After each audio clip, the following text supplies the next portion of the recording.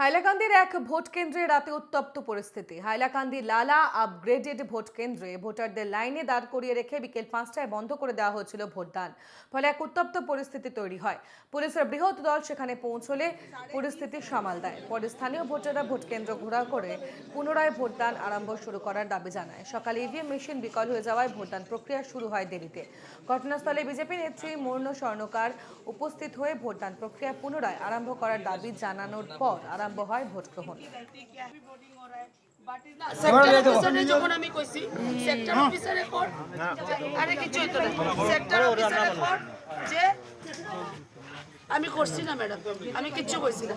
আমার কথা হইলো মোহনপুর কি এটা বাটির কুপা এইসব এলাকাতে রাত্রে 9টা পর্যন্ত ভোটিং হইব। আর যারা একদম সুন্দরভাবে একটা সুন্দর অ্যাটমসফিয়ারে আইয়া ভোট দেন, এই মানুষগুলিরে তোমরা ডিপ্রাইভ করবে। ওয়াই? মাই সিনসিয়ার রিকোয়েস্ট যে আমার গণতান্ত্রিক অধিকার আমার নেওয়ার অধিকার আছে, আমি স্টার্ট করি।